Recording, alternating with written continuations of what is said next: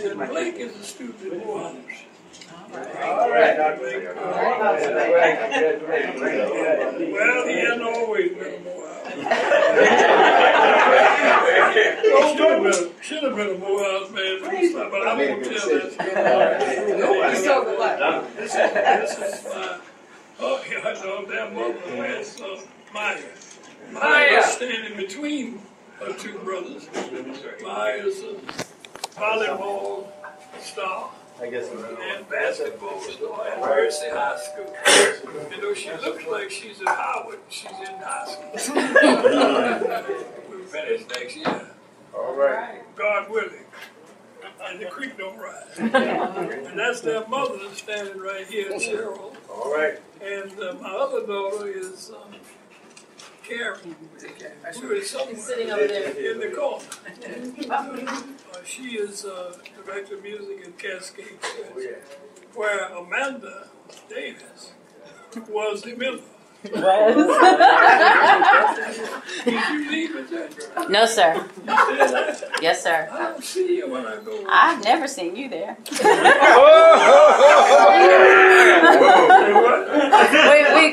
We must go to different services.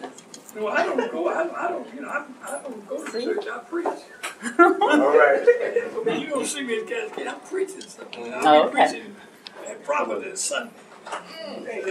I'll come over there and see. But I'm glad, Karen, and that's been awfully pleased to have. I want to thank Walter and Levi for pulling you together this show notice, and thank you for caring enough to come out and say at least there's some folks in the nation county.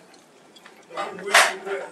It's a great honor, which I don't deserve, but they're not getting it back.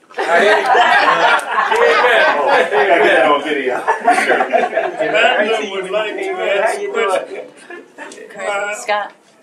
You sit there and answer, she has to go. This note was written by Amanda's secretary. Amanda's with Channel 5. Excellent. Come on, major stations in Atlanta. It's a Fox station.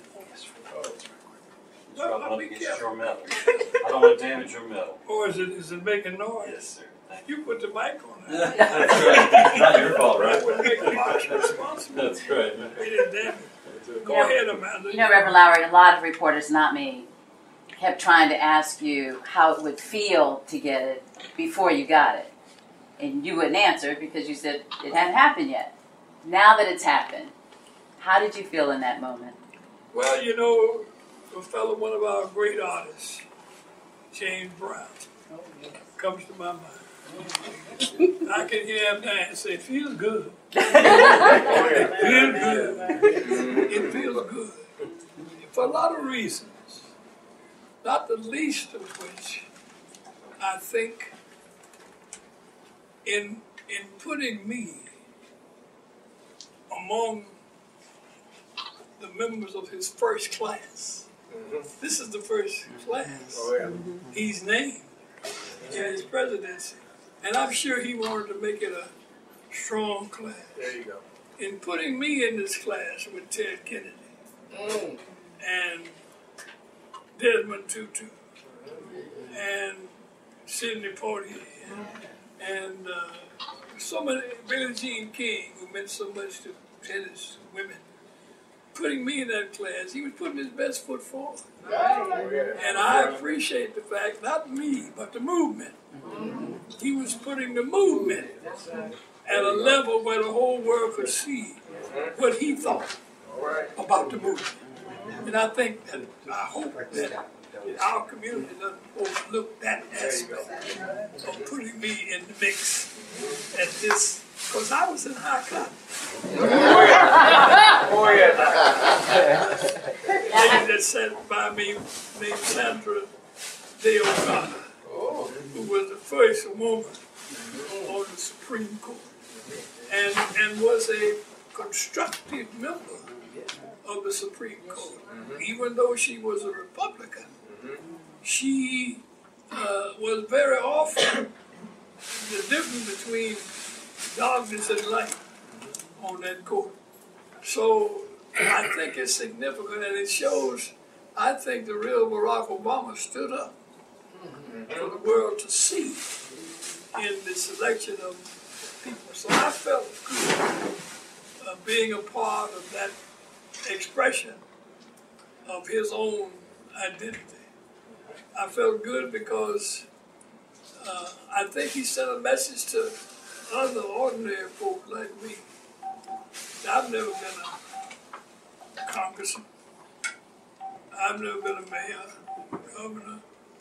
I haven't even been a justice of the peace. But I have been president of SCLC.